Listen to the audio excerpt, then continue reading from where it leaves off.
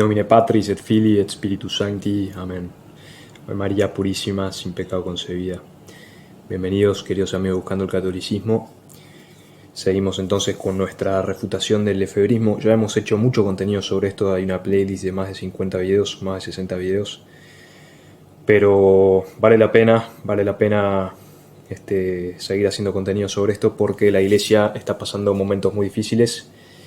Está habiendo una gran apostasía dentro de la Iglesia, y eso está haciendo que muchos salgan de la Iglesia y elijan unirse a cismas.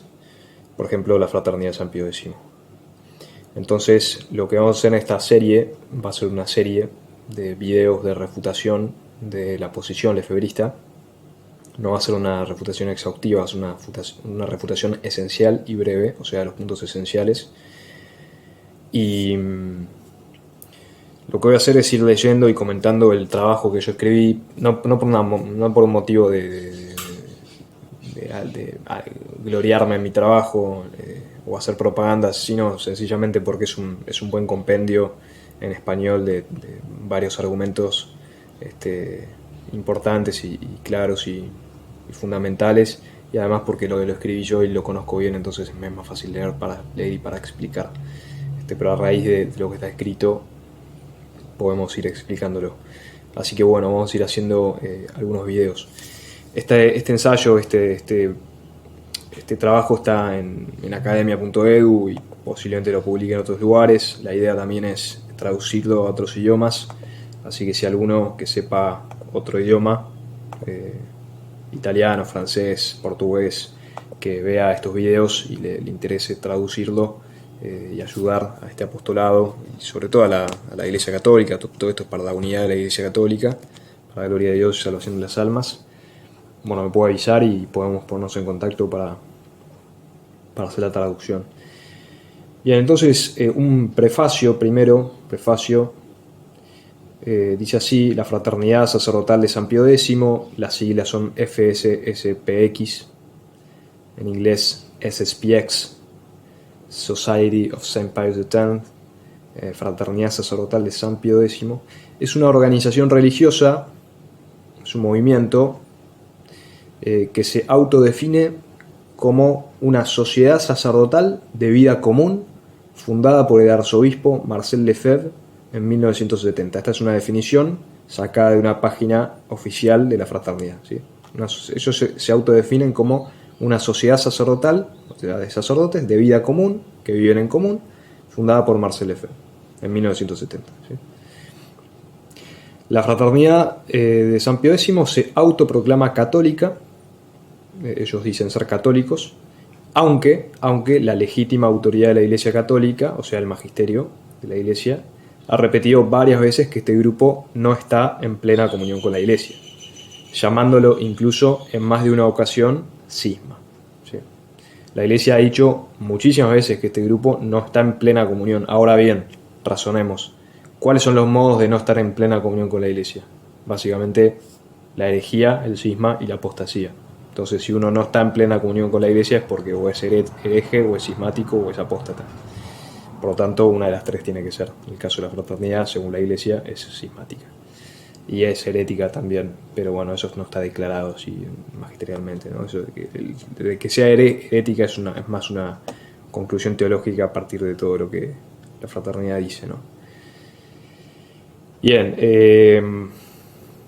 hay varios documentos de la Iglesia, todos esos están citados en el documento, hay muchísimos.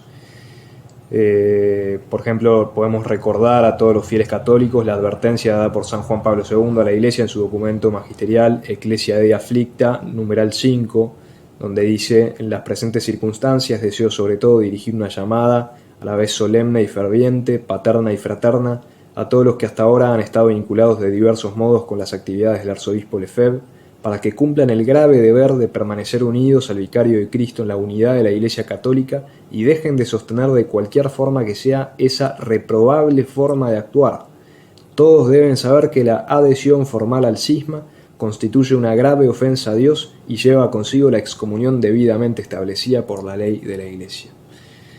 Bien, clarísimo Juan Pablo II, gracias Juan Pablo II. Entonces, la fraternidad es reprobable, es una forma de actuar reprobable, y cualquiera que adhiera formalmente queda excomulgado por cisma, como dice el derecho canónico. Bueno, siguiendo con el silogismo, ¿no? Ahora bien, como enseña el Sagrado Magisterio mediante el Catecismo de San Pío X en el numeral 226, en respuesta a la pregunta de quiénes están fuera de la verdadera Iglesia, se señala, cito, Catecismo de San Pío X, están fuera de la verdadera Iglesia los infieles, los judíos, los herejes, los apóstatas, los cismáticos y los excomulgados. Por supuesto, la fraternidad de San Pío X argumentará que no es un cisma y, al contrario, como se verá en los siguientes párrafos, se ponderará a sí misma como el último bastión de la ortodoxia católica, esto es, la única opción viable para navegar en los mares de la crisis de la Iglesia actual. O sea, la fraternidad no solo dice que no es cismática, sino que dice que es católica y que es la única opción recomendable y viable para alcanzar la salvación de las almas en el medio de la crisis de la Iglesia, o por lo menos la única opción coherente, ¿sí? Ellos dicen, no decimos que fuera de la fraternidad no hay salvación, pero bueno, lo dicen con otras palabras más sutiles, ¿no?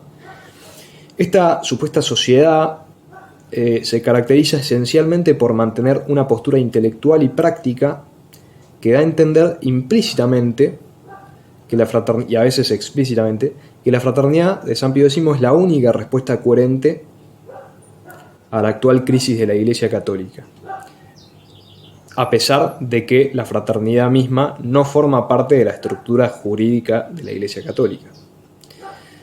Entonces, a ver, ¿cómo sabemos esto? ¿Por qué? Pues en los mismos escritos de la fraternidad y de su fundador, Lefebvre, se dice esto, ¿no? Volcada en los escritos de su fundador y en la doctrina heterodoxa de la fraternidad difundida por sus medios oficiales, como por ejemplo su página oficial o su canal de YouTube, y por sus adherentes en particular, podemos conocer esta postura intelectual y postura manifestada en la práctica con clara evidencia en incontables obras y acciones llevadas a cabo por la fraternidad que serán tenidas en cuenta en el presente trabajo. Todo su ministerio público de la palabra y de los sacramentos, ilícito, por supuesto, en contra de los obispos, por lo tanto en contra del Papa. Bien, ¿qué más?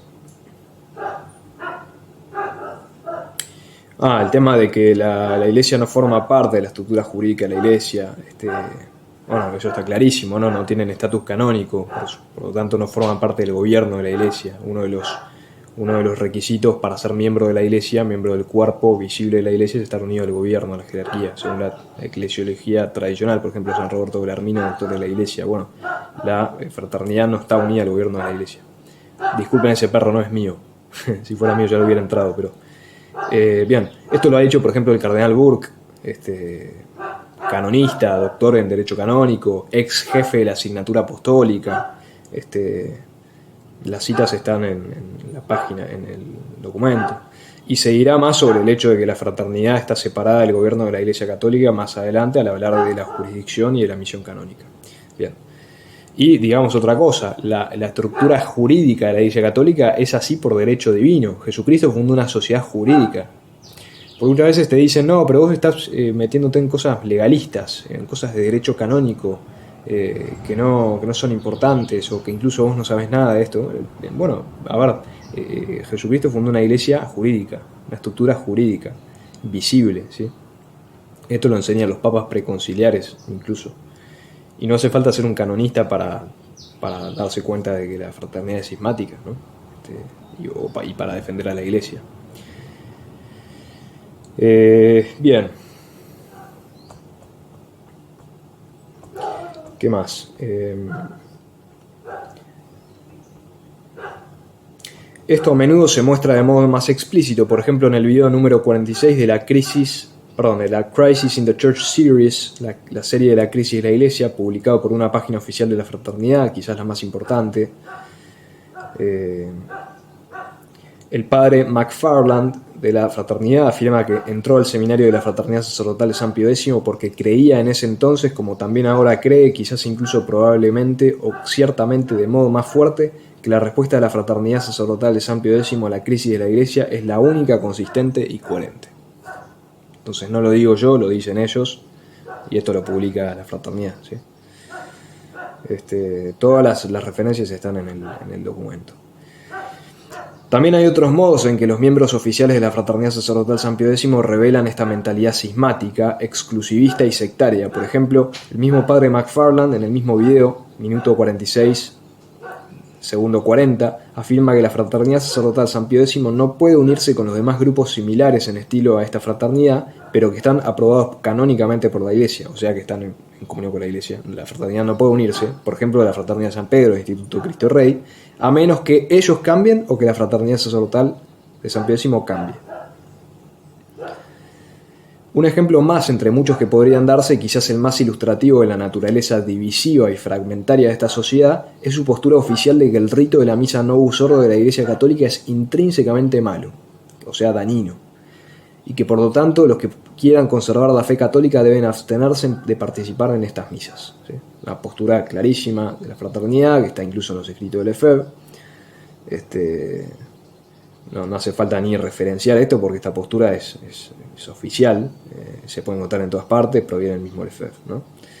Y esto va en contra de la enseñanza tradicional de la Iglesia, que la Iglesia no puede promulgar un rito dañino para las almas, ¿no? Como la Iglesia Católica, fundada por Jesucristo, que santifica a los fieles principalmente por medio de la liturgia, va a promulgar universalmente un rito que se va a hacer famoso en todo el mundo durante más de medio siglo, que va a ser intrínsecamente perverso y que va a llevar a las almas a la condenación eterna. Absurdo.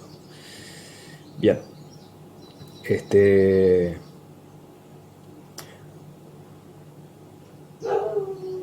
Incluso hay que abstenerse de las misas Novus Ordo si estuvieran celebradas del modo más reverente posible y con total fidelidad a las rúbricas eclesiásticas. Véase lo dicho por Monsignor Lefebvre, fundador de la Fraternidad Sacerdotal San Pío X. La misa Novus Ordo, incluso cuando es dicha con piedad y con respeto por las reglas litúrgicas, está impregnada con el espíritu del protestantismo y lleva consigo, dentro de sí, un veneno peligroso para la fe. Bueno, cualquiera que piense esto puede buscar en YouTube Misa Novus Ordo Saint John Cantius, San John Cantius, y ver si esa misa le va a hacer perder la fe. Una comunidad que celebra la misa nueva de un modo magistral, impresionante. Pueden refutar esta doctrina lefebrista viendo sencillamente esa misa. Y por supuesto estudiando la doctrina tradicional de la Iglesia, como se verá más adelante. Ahora bien, un modo implícito en que la Fraternidad Sacerdotal San Pío X pone de manifiesto su postura cismática es su acusación formal de que la Iglesia Católica ha estado enseñando herejía a través de su magisterio oficial a partir del Concilio Vaticano II y hasta ahora. Esto es, la fraternidad afirma que la autoridad docente de la Iglesia Católica, instituida por nuestro Señor Jesucristo y protegida habitualmente por el Espíritu Santo, ha estado enseñando herejía oficialmente durante el último medio siglo aproximadamente, porque el Concilio Vaticano II empezó en 1962, y de modo especial y particular en un concilio ecuménico, el Vaticano II. De manera que todos los fieles católicos que adhirieran obedientemente al magisterio de la Iglesia en aquel punto estarían cayendo inevitablemente en una posición herética, por lo menos materialmente, lo cual sería absurdo por ir contra las promesas de nuestro Señor Jesucristo para con nuestra Madre, la Santa Iglesia. Algunas precisiones sobre esto.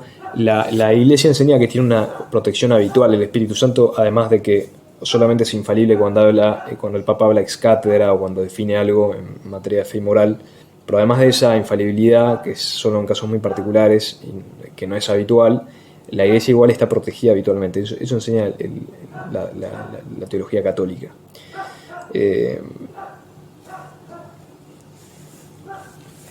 Eso se puede encontrar en muchos documentos magisteriales, que están todos citados. Y bueno, para afirmar esto, por ejemplo, es suficiente dar cuenta de la doctrina tradicional, que justo esta doctrina la fraternidad la rechaza, como se va a ver más adelante, la doctrina tradicional de que la Iglesia de la Iglesia sobre el asentimiento debido al magisterio, incluso cuando enseña doctrinas de modo no definitivo, o sea, no infaliblemente. O sea, la doctrina tradicional de la Iglesia enseña que hay que adherir al magisterio siempre, incluso cuando no enseña infaliblemente, o sea, cuando puede equivocarse. Se sigue de esta doctrina lógica y evidentemente que el único modo en que sería razonable que tuviéramos que prestar firme asentimiento de voluntad e intelecto a doctrinas no definitivas es si el magisterio estuviera protegido por Dios de modo habitual, esto es, incluso cuando no define cuestión alguna, lo cual no excluye la posibilidad de que el magisterio pueda errar en algún punto de vez en cuando, como ciertamente ha ocurrido en el pasado. De hecho, si esta posibilidad de errancia o de errar desapareciera, la doctrina de la infalibilidad carecería de sentido y razón. Pero nótese que no es lo mismo afirmar que el magisterio puede errar raramente y con un peso autoritario bajo que decir que el magisterio ha enseñado la forma más grave de error, a saber la herejía en un concilio ecuménico. Basta ver el siguiente punto del Catecismo de San Pío X para refutar de un solo golpe toda la postura lefebrista. Se pregunta el Catecismo de San Pío X, ¿dónde se contienen las enseñanzas de la tradición? Con mayúscula. Respuesta, las enseñanzas de la tradición se contienen principalmente en los decretos de los concilios, en los escritos de los santos padres, en los documentos de la Santa Sede y en las palabras y usos de la Sagrada Liturgia. Bien, no solo eso, la Fraternidad Sacerdotal San Pío X mantiene un espíritu de permanente sospecha sobre el magisterio vivo, término acuñado por León III en Satis Cognitum, numeral 20, o sea, magisterio vivo es un término tradicional también. La fraternidad mantiene un espíritu de permanente sospecha sobre el magisterio vivo posconciliar, lo cual también es inadmisible por lo dicho sobre la protección del Santo Paráclito y porque el magisterio vivo de la Iglesia es órgano de la Sagrada Tradición, como dice el Catecismo de San Pío X, numeral 890. Como se verá, la fraternidad no parece entender muy bien lo que es la Sagrada Tradición y cómo funciona, aunque graciosamente siempre hablan en nombre de la tradición.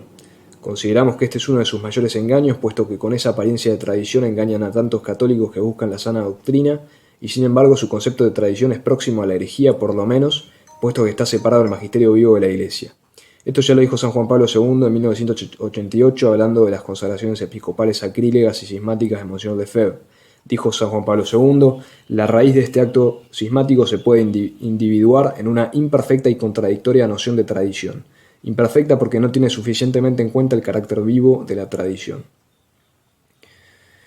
Bien,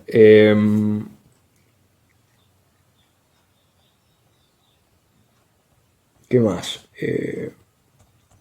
Entonces, volviendo a lo anterior, la fraternidad enseña que el Concilio Vaticano II y el Magisterio Posconciliar enseñan la herejía, la colegialidad, por ejemplo, ¿no? La doctrina de que hay dos sujetos de suprema autoridad, el Papa solo y el Papa en comunión con los obispos. O sea, los obispos participan de la suprema autoridad del Papa como segundo sujeto de autoridad, ¿no? Eso supuestamente sería una herejía.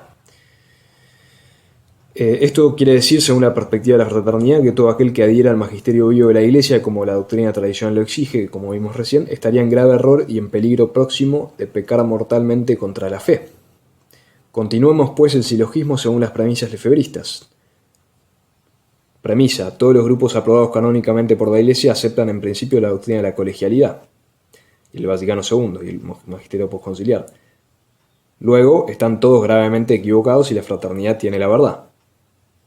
Lo mismo dígase de la postura de la fraternidad sobre la supuesta ilegitimidad del novus ordo o la supuesta perversidad intrínseca de la misma. Entre otros puntos doctrinales que se verán más adelante, ¿no? Hay otros puntos doctrinales con la fraternidad, se verán más adelante. Hay dos opciones posibles: o tiene razón la fraternidad o tiene razón el magisterio vivo de la Iglesia. Mostraremos en este trabajo que la segunda opción es la verdadera. Así pues, la fraternidad es extremadamente crítica con la Iglesia Católica sin siquiera estar unida jurídicamente a ella, o sin estar en plena comunión con ella, o lo que es peor, sin haber sido enviada por ella. Jeremías 23:21, por ejemplo, dice: yo no enviaba a esos profetas, ellos de suyo corrían, yo no les hablaba y sin embargo profetizaban.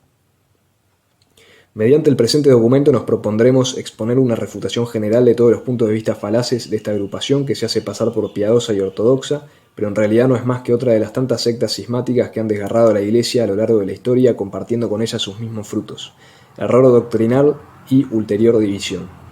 Meditemos al respecto las palabras de nuestro Señor. Mateo 7, del 15 al 20. Guardaos de los falsos profetas, los cuales vienen a vosotros disfrazados de ovejas, mas por dentro son lobos rapaces. Los conoceréis por sus frutos. ¿Acaso se recogen uvas de los espinos o higos de los abrojos?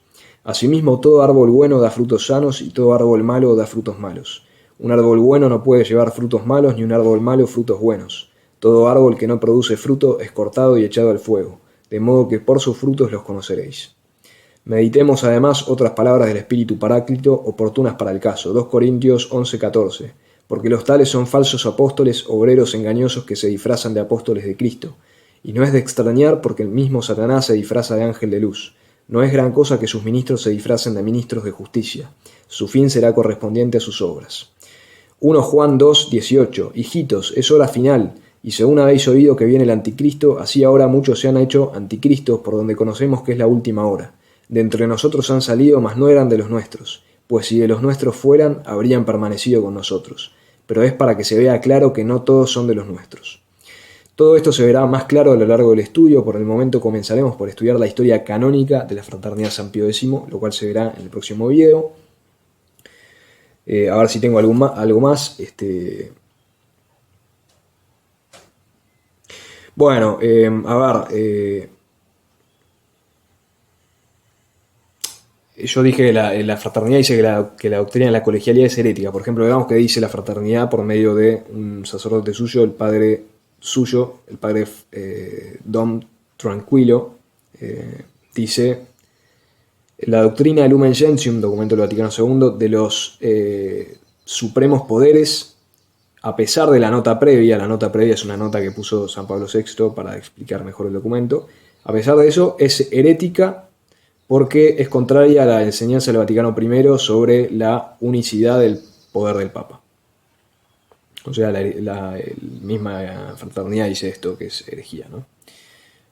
Lefebvre no había dicho que era herejía, según lo que yo vi, pero bueno, la fraternidad ahora dice que es herejía, esto está públicamente dicho, en los videos de la fraternidad también. Lefebvre igualaba la colegialidad a la igualdad masónica, ¿no? Bien.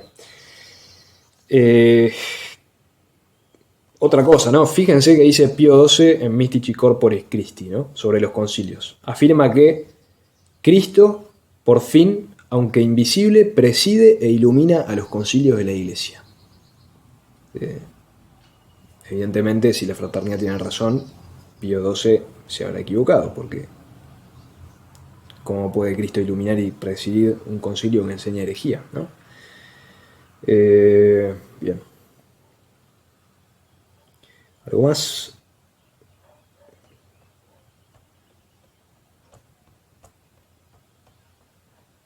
Segundo.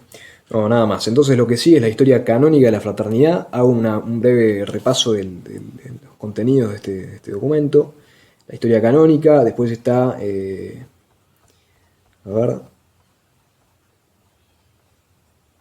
la doctrina de la misión y la jurisdicción, eclesiología tradicional de la Iglesia va en contra de la postura lefebrista. Acá citamos al magisterio preconciliar, citamos la teología preconciliar, la misma teología que ellos estudian. Después vemos el estado canónico actual de la fraternidad y sus sacramentos, la necesidad de la misión canónica para el ministerio legítimo y católico. También, a ver qué más hay.